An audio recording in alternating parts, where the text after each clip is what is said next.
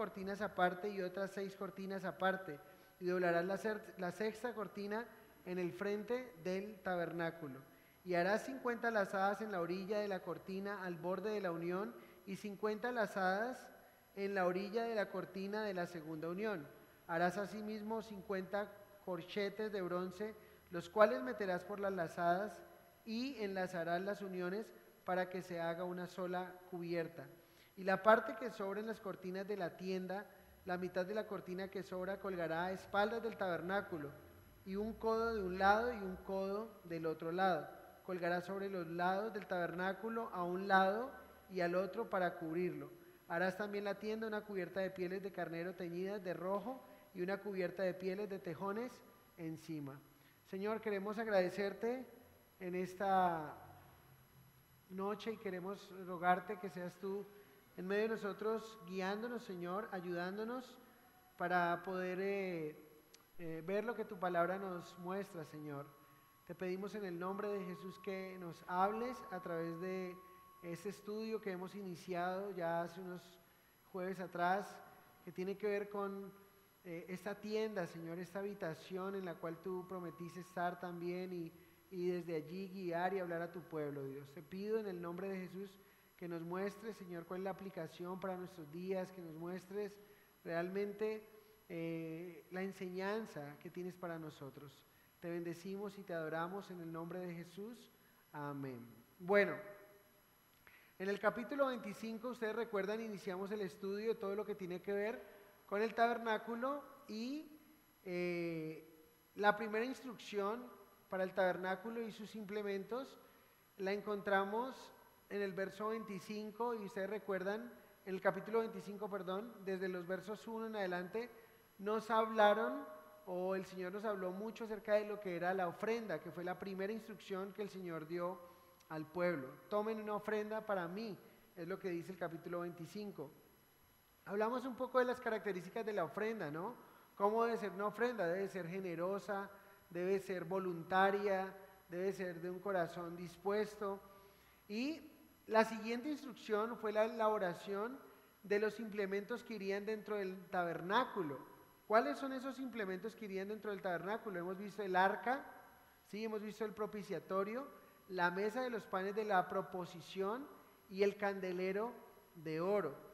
De los 4 muebles o de los 4 elementos que deberían de ir dentro del lugar santo y el lugar santísimo, solo hemos visto 3 elementos. El cuarto elemento lo vamos a encontrar en el capítulo 30, que tiene que ver con el altar del incienso o el incensario de oro. Ese es el otro elemento que vamos a encontrar, ¿sí? Entonces, ¿cómo sabemos de estos elementos? Miren aquí, tenemos el tabernáculo que se compone, de alguna manera podemos ver que tiene los atrios, el altar de bronce, ¿sí? Y dentro del tabernáculo, dentro de la tienda, que vamos a ver la construcción de esas telas que cubrían el tabernáculo, estaban los 4 elementos. Ya vimos el arca que estaba ubicado en el lugar santísimo, y los otros elementos en el lugar santo encontramos, puedes colocar el otro, como el croquis, donde están...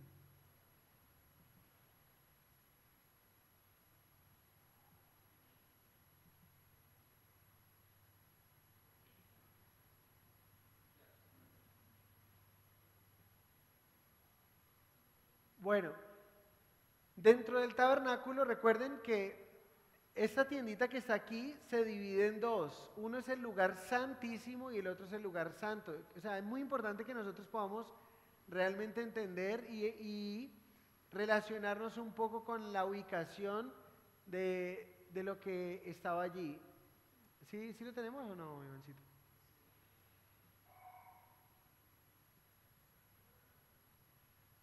Bueno, allí teníamos esos elementos, entonces hemos visto 3 de ellos, falta el cuarto elemento, ese lo vamos a encontrar en el capítulo 30, pero miren allí, quiero que me acompañen un poco en Hebreos capítulo 9, para que veamos la distribución nuevamente de esos elementos.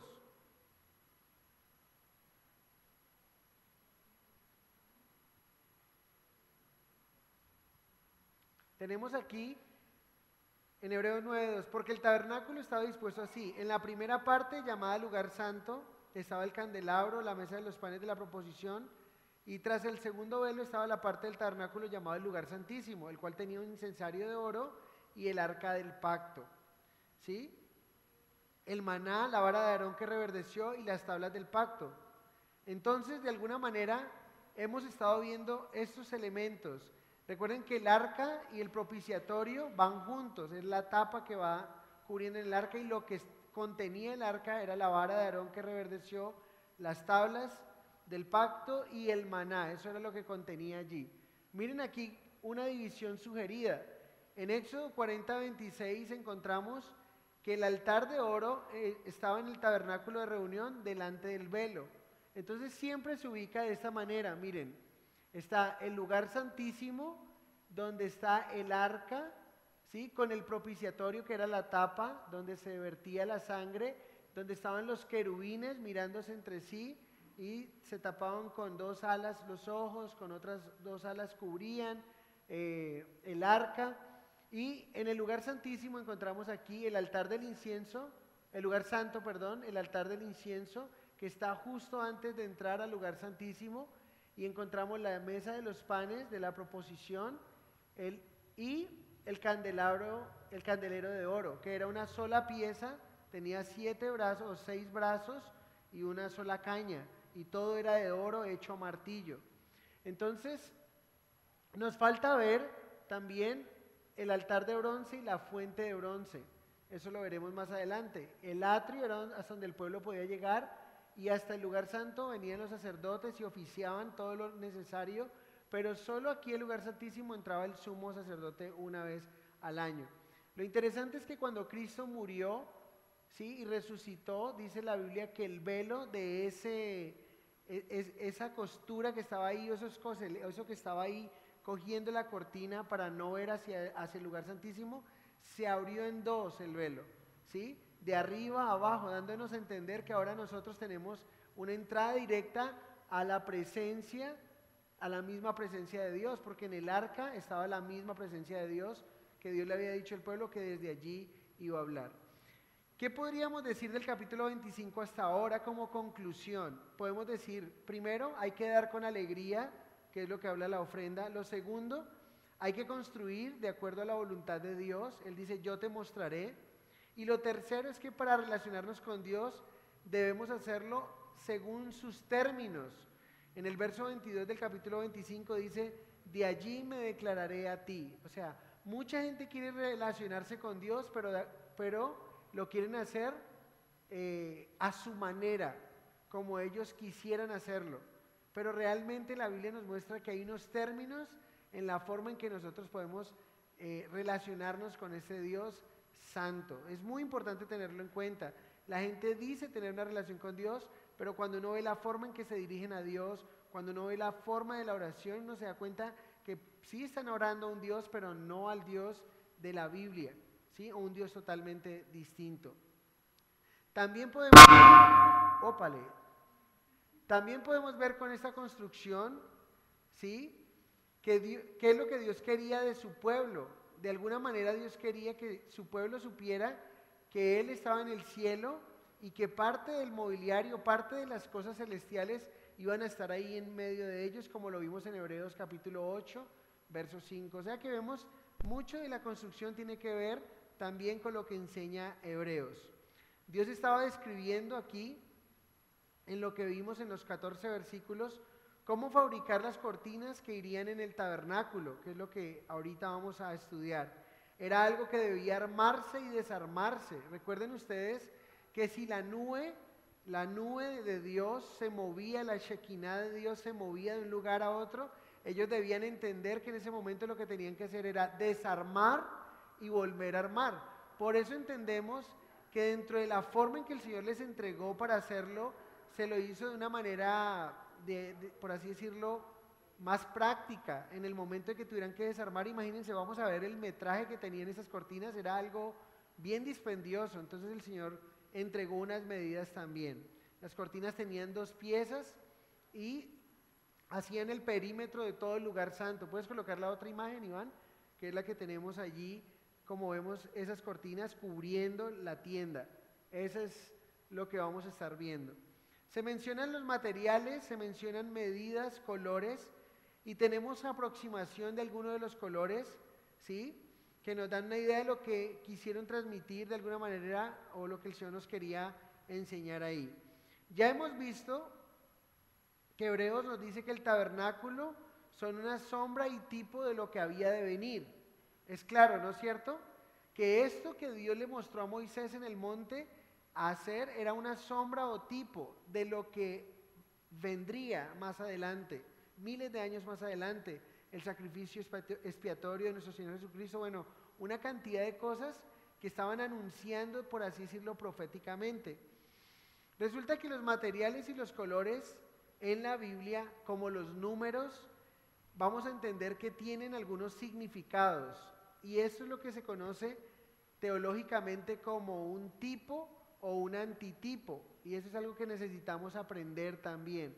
Vamos a ver que dentro del tabernáculo vamos a encontrar muchos tipos y muchos antitipos. El antitipo, por así decirlo, o el tipo es el que anuncia algo que había de venir, y el antitipo, por así decirlo, es como el cumplimiento de eso que se había anunciado en ese objeto, en ese material, en esa circunstancia. No sé si me estoy dando a entender, pero es algo que la Biblia nos permite ver para poder de alguna manera encontrar esa interpretación o esa aplicación de todo lo que el Señor pidió. O sea, ¿por qué pidió púrpura y por qué no pidió amarillo? ¿Sí? ¿Por qué pidió madera de acacia y por qué no pidió pino o roble o qué sé yo? Había una especificación, claro, Dios en su sabiduría, como lo que nos pasa también cuando el Señor dio las leyes al pueblo y les decía: cuando alguien esté enfermo, cuando alguien tenga algo, apártenlo, ¿sí? Y uno lo podría ver y dice: será inmundo hasta cierto momento. En esa época no había salubridad, no había muestra de exámenes médicos, de laboratorio, y ya hoy en día uno entiende la sabiduría del Señor y dice: tremendo, lo que el Señor quería era guardar al resto del pueblo de esa enfermedad. Hoy en día lo entendemos, pero entonces quizá no lo entendían. Pero ¿qué quiere el Señor de nosotros? Obediencia, entendamos o no entendamos. Para nosotros ahora podemos entender mucho de la luz porque ya vemos los antitipos, ya los hemos visto nosotros, se han visto cumplidos en el Nuevo Testamento. Entonces nos permite ver más esa luz y entender por qué el Señor pidió esos elementos. Entonces hay varios tipos en la Biblia y antitipos. Los tipos, pues ya les dije, pueden ser objetos, materiales, colores, personajes, acontecimientos que están señalando eventos que van a suceder en un futuro. Un ejemplo de un tipo, un antitipo, hablando de los materiales, lo vimos la semana pasada. ¿Recuerdan ustedes de qué estuvo hecho el arca? ¿El arca cómo fue construida? ¿Qué fue el material primario? ¿Madera de qué? De acacia. ¿Cuál era la particularidad de la madera de acacia? La particularidad de la madera de acacia es que la madera de acacia es, por así decirlo, incorruptible. ¿Por qué? Porque era una madera que no le entraba fácilmente todos los bichos que le pueden entrar a la madera. O sea, era una madera como le llaman al roble, no era un roble, era una madera muy fina y podríamos decir que era anticorruptible, ¿sí? No se iba a dañar, a corroer. Cuando hablamos de la madera, estamos hablando de la humanidad de Cristo, ¿sí? La madera refleja la humanidad. Imagínense, la madera de acacia nos muestra la humanidad de Cristo. Cristo fue incorruptible. Recuerden ustedes que Cristo aún murió en la cruz del Calvario, fue enterrado. Pero ¿qué nos decía la Escritura o qué nos dicen los salmos de Cristo y su muerte? En el Salmo 16:10 dice: porque no dejarás mi alma en el Seol, ni permitirás que tu santo vea corrupción. ¿Sí o no? O sea que esa madera, allá cuando el Señor la pidió, ese artefacto que lo pidió hacerlo de esa manera, estaba anunciando lo que Cristo haría o lo que Cristo viviría cuando murió y resucitó. No permitirás que tu santo vea corrupción. Sabemos que Cristo no quedó ahí entre los muertos y los que hoy visitan su tumba encuentran una tumba vacía porque Cristo ha resucitado. Él no vio corrupción. Esa madera estaba anunciando, esa madera un tipo de la humanidad de Cristo, ¿sí? Y Cristo definitivamente en su humanidad murió, pero no vio esa corrupción. Al tercer día se levantó de los muertos. Otro tipo de Jesús, podemos decirlo, ya no en un material, sino en una persona, podríamos hablar de Jonás. ¿Recuerdan qué dijo Jesús mismo acerca de Jonás? Jonás representa un tipo de Cristo. Cuando Jonás estuvo ¿dónde?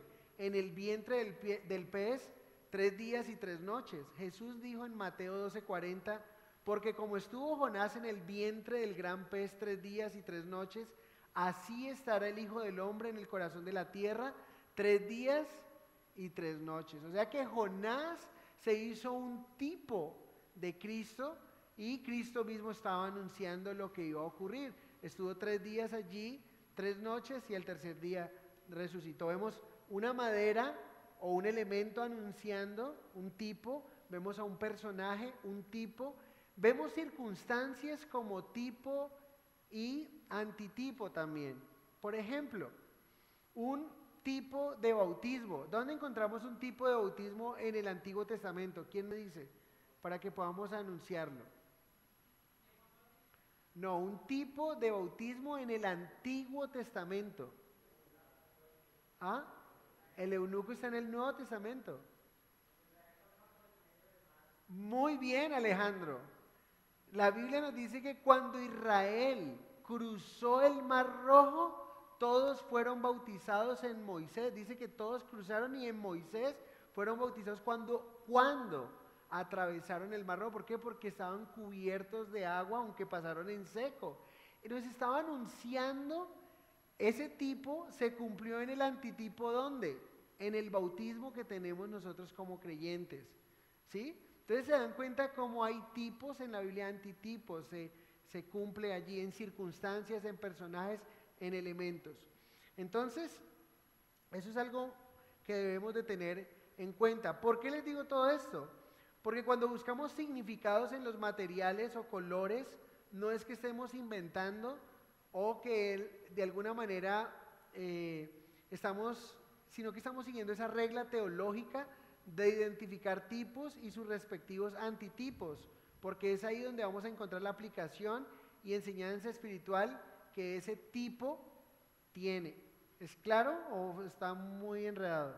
Entonces tenemos tipos y antitipos a través de los elementos, los colores, circunstancias, personajes que nos permiten ver.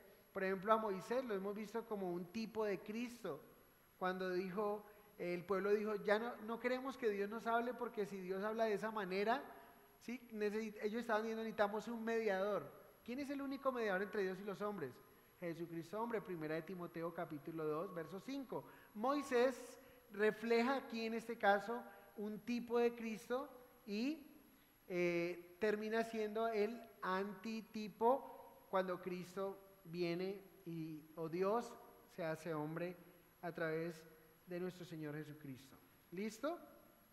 Entonces acompáñenme al verso 1. Acompáñenme al verso 1 de Éxodo capítulo 26. Éxodo 26, verso 1.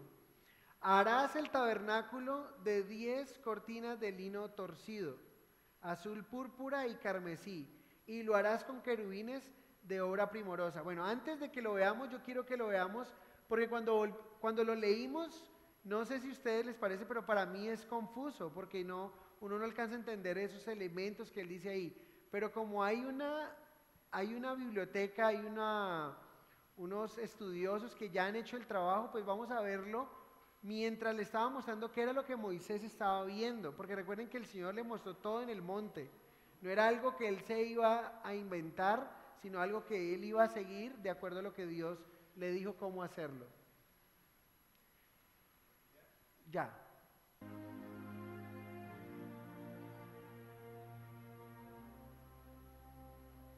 Haz el tabernáculo de 10 cortinas de lino fino. Estas cortinas deben decorarse de azul, púrpura y carmesí, con figuras de querubines primorosamente bordadas en ellas. Cada cortina debe tener 12 metros y medio de largo por 1,80 m de ancho. Todas las 10 cortinas deben tener la misma medida. Une 5 de estas cortinas y forma un juego. Luego, une las otras 5 cortinas y forma un segundo juego. Haz lazadas de cordón azul en la orilla de la última cortina de cada juego. Las 50 lazadas a la orilla de un juego deben ser idénticas a las 50 lazadas a la orilla del segundo. Luego, haz 50 corchetes de oro, con los cuales enlazarás los 2 juegos de cortinas, conformando así el tabernáculo. Haz cortinas de pelo de cabra para cubrir el tabernáculo. 11 cortinas harás. La longitud de cada una será de 13,30 metros de largo por 1,80 m de ancho. Estas 11 cortinas deben tener exactamente la misma medida. Y unirás 5 cortinas aparte y las otras 6 cortinas aparte. Y doblarás la sexta cortina en el frente del tabernáculo. Coloca 50 lazadas en la orilla de la cortina, al borde en la unión, en cada juego, y sujétalas con 50 corchetes de bronce. De esta manera, los 2 juegos formarán una sola cubierta. Una mitad adicional de la cortina de esta cubierta del techo colgará a espaldas del tabernáculo y la cubierta colgará unos 45 centímetros adicionales en cada lado. Encima de estas cubiertas coloca una capa de pieles de carneros teñidas de rojo y encima de estas una capa de pieles de tejones. Esto completará la cubierta del techo. Bueno, tremendo, ¿no? Era una obra tenaz. Aún así, me parece algo complejo toda la instrucción que el Señor está dando a Moisés, y la Biblia nos dice que Dios trabajó en los artesanos, Dios dio espíritu en ellos para que pudieran lógicamente entender lo que el Señor había hecho. Y como aplicación entendemos que Dios nunca te va a pedir a ti algo que no te dé, que no te capacite para hacerlo. O sea, Él no te va a dar nada que Él no te pueda sostener, guiar, proveer y todo. Y definitivamente Dios le dio toda esta visión a Moisés, se lo mostró, pero también le puso gente idónea para hacer ese trabajo, le puso los materiales, le puso absolutamente todo. Él tenía que ir a orquestar todo este trabajo. Bueno, en ese orden de ideas, del tipo y del antitipo que estamos hablando, es un tipo de algo que había de venir, y el antitipo, el cumplimiento. Veamos un poco de tipos y antitipos que encontramos en estos pasajes. El primero: harás el tabernáculo de 10 cortinas de lino torcido, azul, púrpura y carmesí, y lo harás con querubines de obra primorosa. 10 cortinas de lino torcido o lino fino, ¿sí? Lino torcido, lino fino es lo mismo. Lo interesante es qué tipo es el lino. ¿El lino es un tipo de qué? ¿Quién podría decirme el lino es un tipo de qué según la Biblia? De pureza, dicen. Bueno, de santidad. Bien. Resulta que Apocalipsis 19:8, vamos a estarnos moviendo mucho por la Biblia para que entendamos.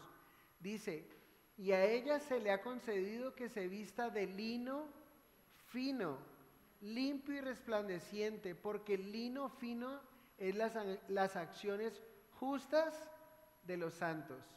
O sea que el lino fino nos habla de la pureza y la santidad del pueblo de Dios, de los que creemos en Cristo Jesús.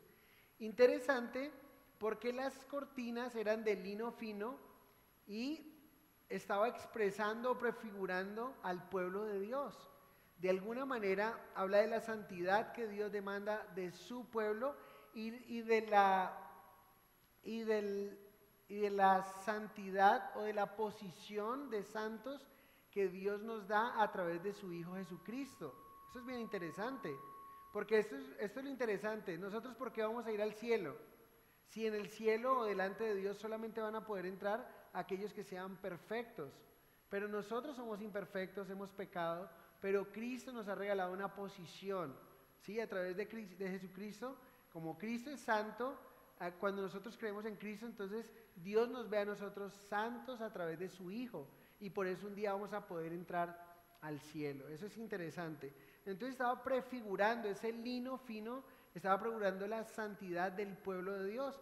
Pero lo interesante es lo siguiente: miren lo que dice Primera de Pedro, capítulo 2, verso 5.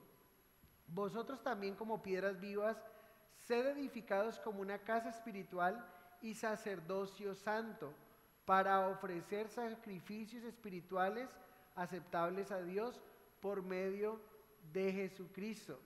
O sea que el lino fino no solamente nos muestra la santidad del pueblo de Dios, sino que el lino también nos muestra que así como las cortinas eran usadas para construir el tabernáculo o la casa de Dios, nosotros la iglesia o nosotros los creyentes en Cristo venimos haciendo el templo de Dios también, y somos piedras vivas. Nosotros construimos, o nosotros mismos somos el templo, la iglesia del Dios vivo. Interesante, ¿no? ¿Les parece a ustedes? Las cortinas se edificaban para la morada de Dios. Igual nosotros, como creyentes, somos el templo y la morada del Espíritu Santo ahora en nuestros días. Esas cortinas estaban teñidas de 3 colores. ¿Cuáles eran los colores que nos dicen ahí? Azul, púrpura y carmesí. ¿Sí lo ven? Entonces, ¿qué tal si hablamos de cada uno de esos colores? ¿Qué tal la púrpura? ¿De qué nos habla la púrpura? Realeza. Muy bien. Entonces, ¿saben ustedes que los reyes se vestían de púrpura? Entonces, la púrpura nos habla la posición del creyente en Cristo Jesús. Ese es el tipo. Miren, Primera de Pedro capítulo 2, versos 9 y 10. Acompáñenme ahí para que veamos cómo nosotros somos llamados por creer en Cristo Jesús. Primera de Pedro capítulo 2, versos 9 y 10.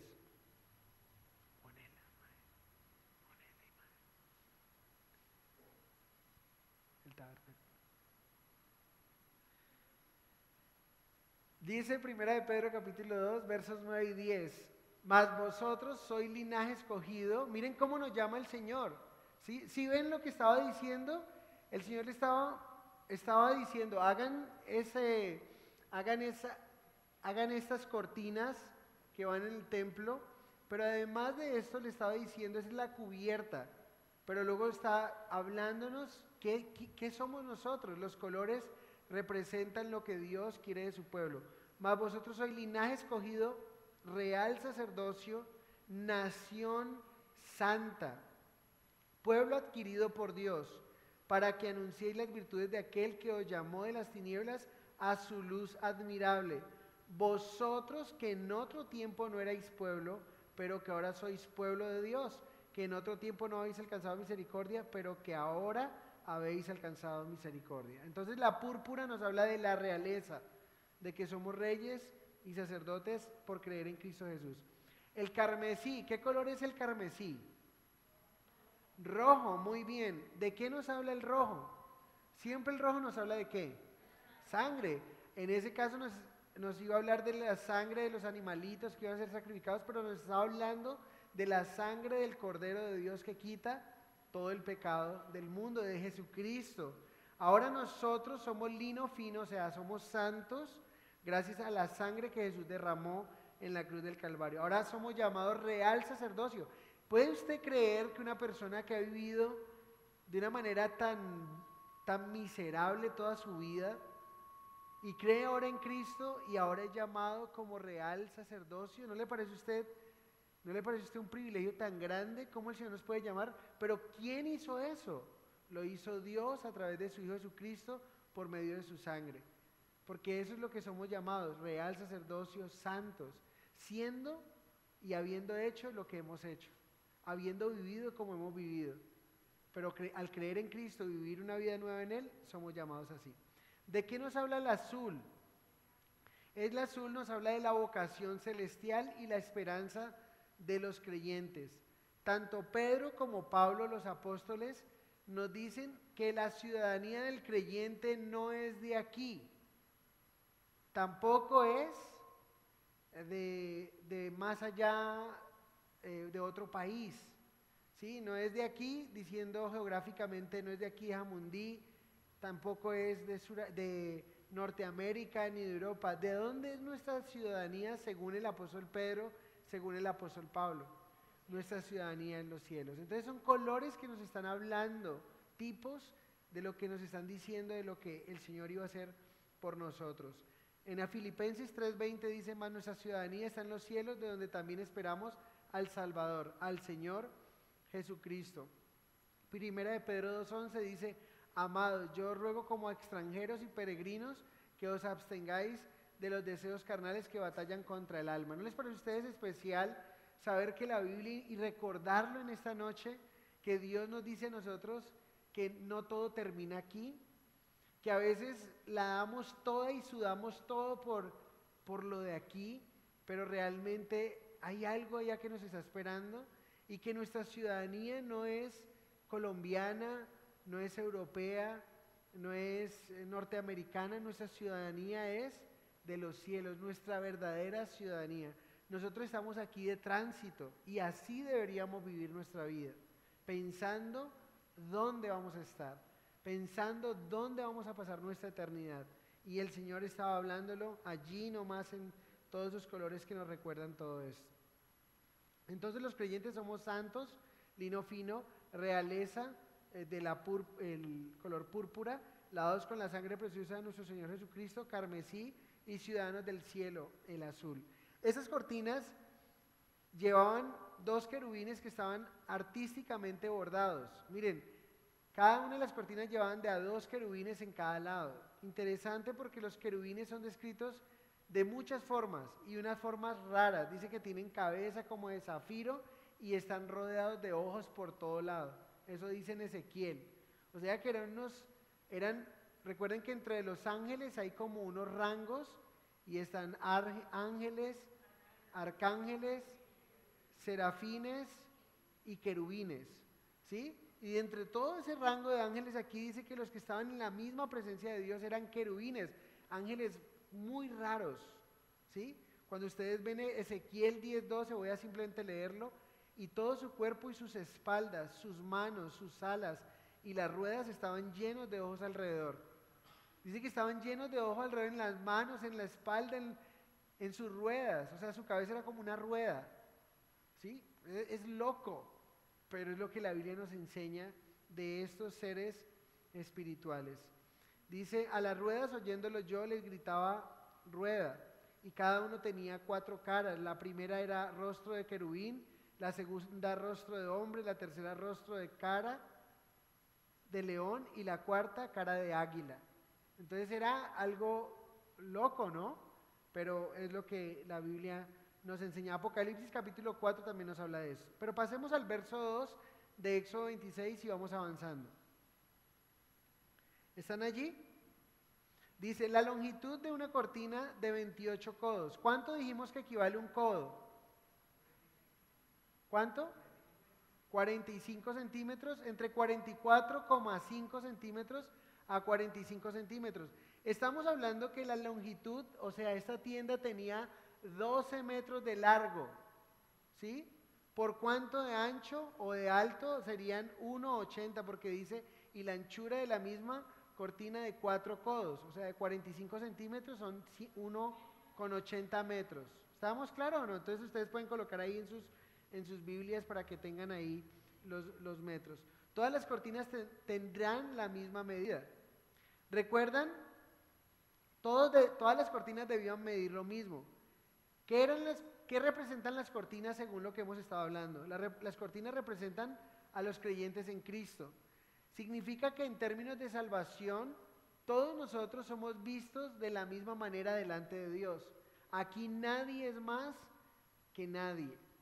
Ninguno de nosotros puede ser visto como mayor al otro, porque la Biblia nos dice que Él nos ve posicionalmente en el Señor, nos ve a todos parejito, igualito. Claro, hay un proceso de santificación donde unos tienen una mayor madurez que otros, pero posicionalmente, si muriéramos en este mismo momento y estamos en el Señor, hemos creído en Él y todo, vamos directamente al cielo.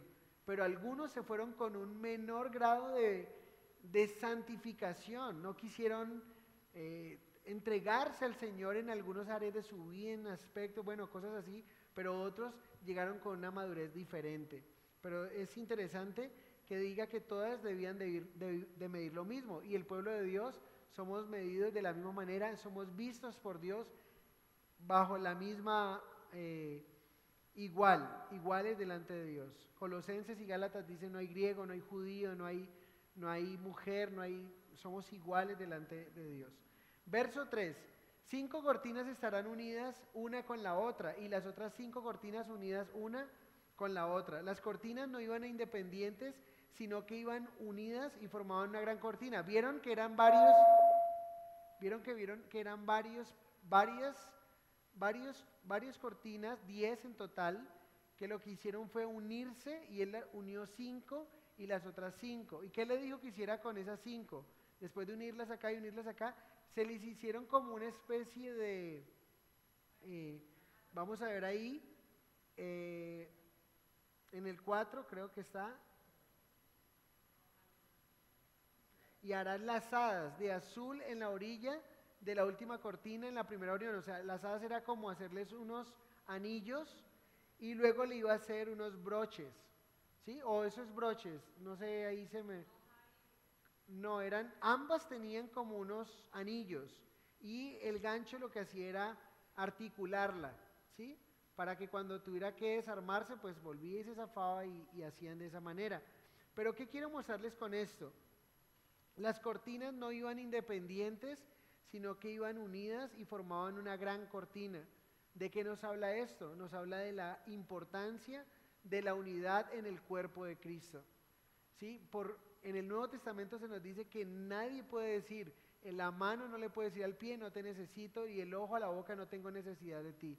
Todos y cada uno de nosotros nos necesitamos, y necesitamos estar en la unidad. Efesios 4:16 dice, de quien todo el cuerpo bien concertado y unido entre sí por todas las coyunturas, que se ayudan mutuamente según la actividad propia de cada miembro, recibe su crecimiento para ir edificándose en amor. Entonces el coser 2 conjuntos de 5 cortinas cada uno nos habla de ¿qué? De unidad. La unidad es muy importante dentro del cuerpo de Cristo. Pero recuerden, la unidad está basada en una persona, la unidad debe estar centrada en la verdad de Cristo. Yo no puedo tener unidad con alguien que no cree en Jesús. No puede haber unidad. ¿Qué comunión hay? La luz con las tinieblas. Ahí no hay unidad. Ahí yo lo que puedo hacer es testificar al que está en tinieblas. Pero entre creyentes, ¿qué es lo que Dios quiere que haya?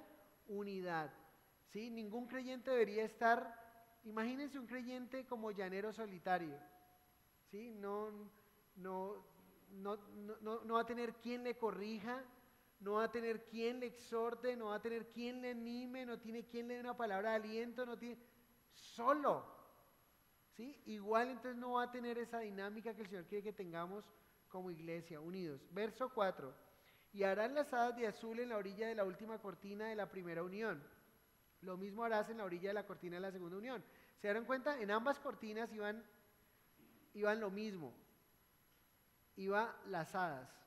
Verso 5, 50 lazadas harás en la primera cortina. Escuchen, ¿se acuerdan que hemos hablado de colores, hemos hablado de materiales y ahora estamos hablando de números? 50 lazadas en un lado y 50 lazadas en otro. Harás en la orilla de la cortina que está en la segunda unión. Las lazadas estarán contrapuestas la una a la otra, o sea, contrapuestas se encuentran, ¿no? Hacen un engranaje, un gancho. Y luego dice aquí, harás también 50 corchetes. Corchetes son como ganchos de oro, con los cuales enlazarás la cortina la una con la otra y se forma un tabernáculo. Pregunta, las lazadas, como les digo, eran unos anillos. ¿De qué material eran? Miren allí, los 50 ganchos está dándole la unidad de conjunto. Pero ¿de cuántos ganchos estamos hablando? 50. ¿Y de qué material?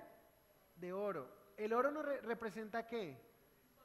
La divinidad, ¿sí o no? ¿Y el número 50, qué representa? ¿Le suena algo 50? Pentecostés. ¿Qué significa Pentecostés? ¿Qué es Pentecostés? Está muy interesante. ¿Qué piensan con el Pentecostés? La venida del Espíritu Santo. ¿Sí o no? 50 días después de la resurrección de Cristo vino el Espíritu Santo. Interesante. Estamos hablando de que la unidad de la iglesia solamente es posible a través de Dios, guiándonos por medio de su Espíritu Santo. La unidad no es algo que el hombre lo produzca. La unidad es algo que solamente Dios puede producir. El número 50 significa Pentecostés y es cuando el Espíritu Santo viene. Y aquí es cuando vemos el bautismo de la iglesia. Miren algo interesante. Hay 3 bautismos que el creyente participa, ¿saben ustedes? Nómbrenme los 3 bautismos en el que el creyente participa. Primer bautismo. En agua.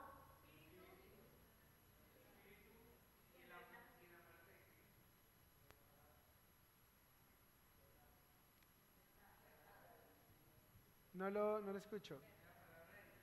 No, miren, el otro bautismo que también encontramos aquí, que es muy importante tenerlo en cuenta, es el bautismo en el cuerpo de Cristo. Cómo el Señor nos inserta al cuerpo de Cristo.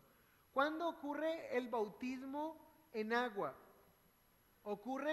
Puede ser inmediatamente la persona cree, o sea, después de que la persona cree, puede ser inmediatamente y es bautizado. Lo encontramos en el eunuco, ¿sí o no? ¿Cuándo ocurre el bautismo en el Espíritu? Que es la llenura del Espíritu. Puede ser inmediatamente la persona cree, o puede pasar un mes, unos días, meses, a algunos le pasa hasta años a recibir la llenura del Espíritu Santo. Y hemos hablado que muchas veces el Espíritu Santo, la llenura, es recibiréis poder cuando haya venido sobre vosotros el Espíritu Santo y me seréis testigos. O sea, es una persona que ya no se quiere quedar con lo que Dios le ha dado, sino que quiere entregarlo. Entonces habla de servicio y entonces con esto glorifica a Dios. Ese es el bautismo, la llenura del Espíritu Santo. No se puede quedar quieto. Es un creyente que no se puede quedar quieto. O sea, si le digan que se quieto, él no se puede quedar quieto. ¿Por qué?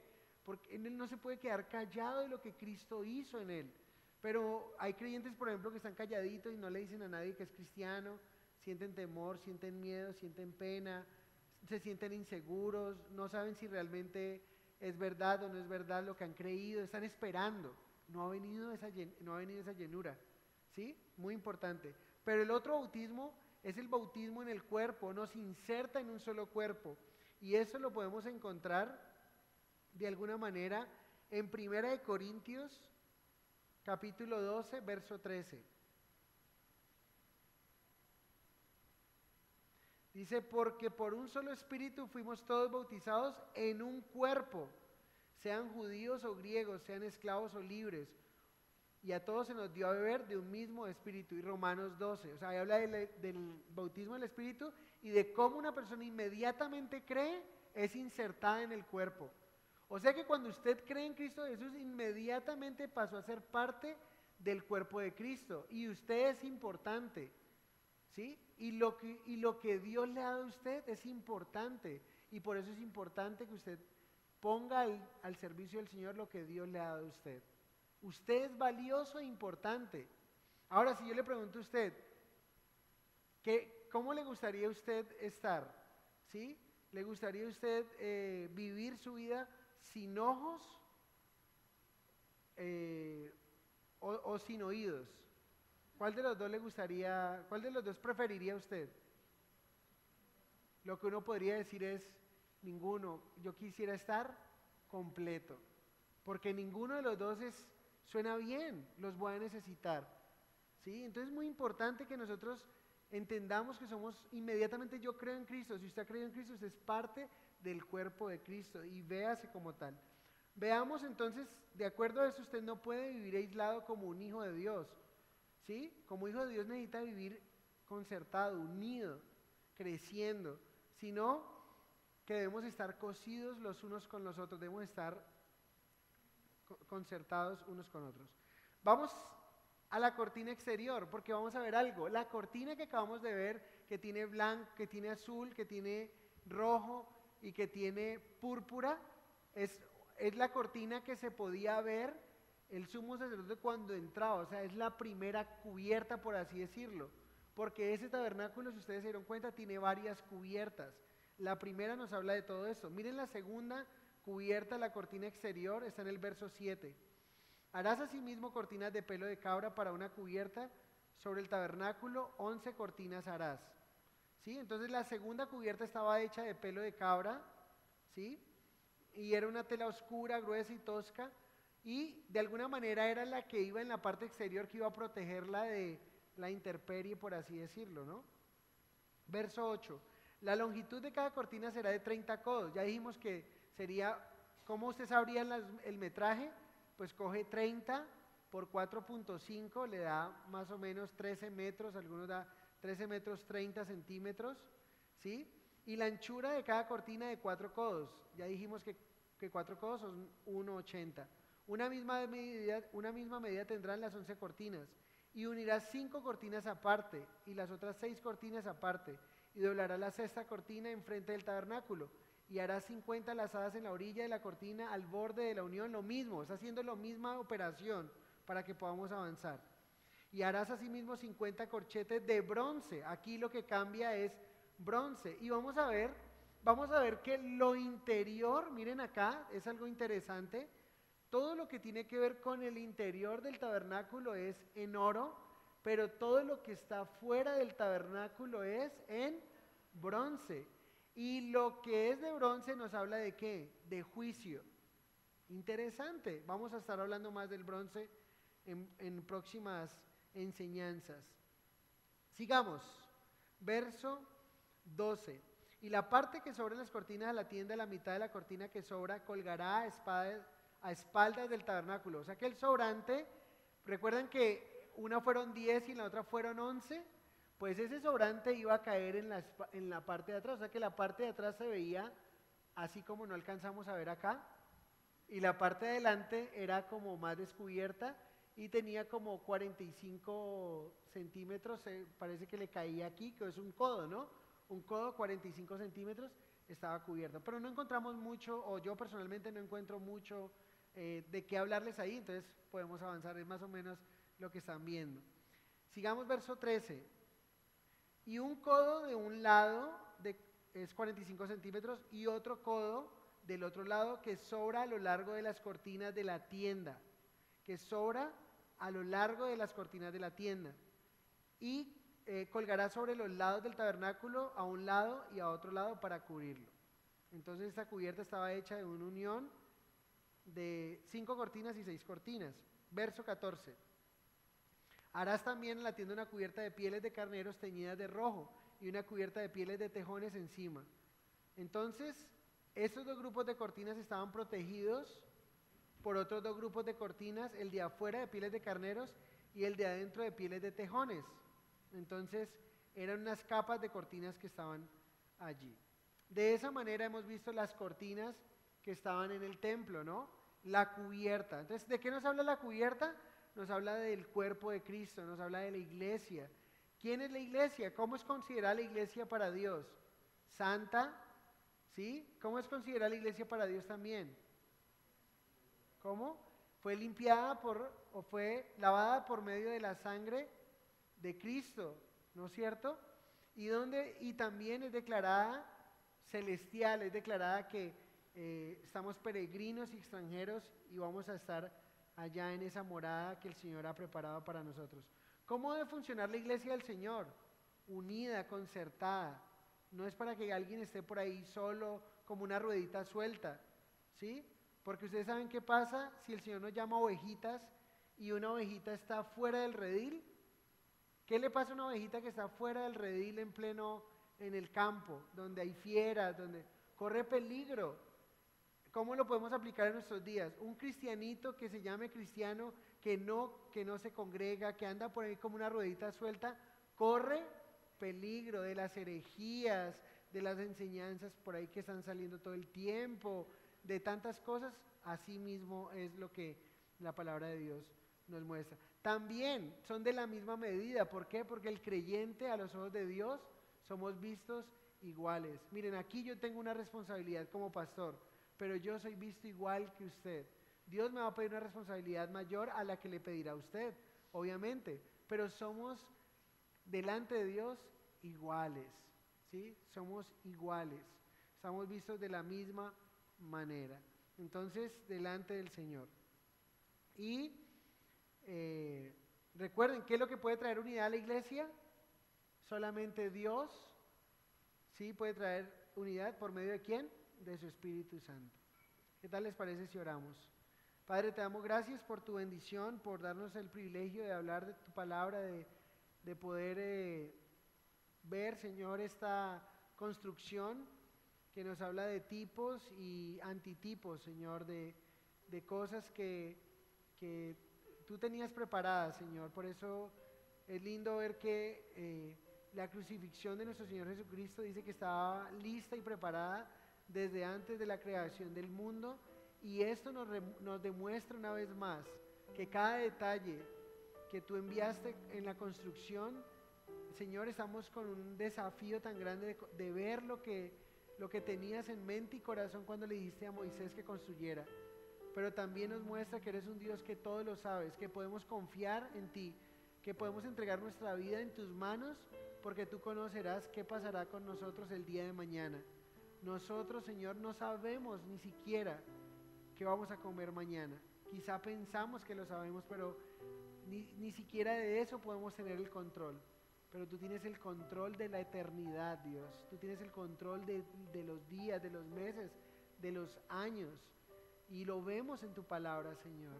Vemos que todo lo tenías fríamente calculado, sabiendo cómo el hombre iba a contestar ante tu gracia, sabiendo lo que el hombre iba a escoger, sabiendo lo que Adán y Eva iban a decidir, aunque tuvieron la oportunidad de decidir mejor y de una manera perfecta. Pero tú todo lo sabes, Señor.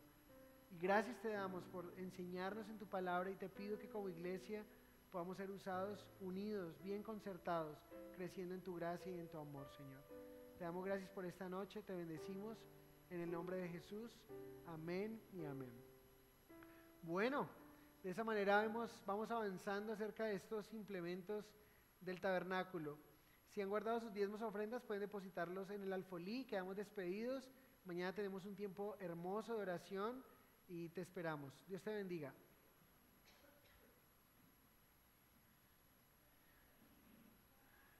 ¿Qué es?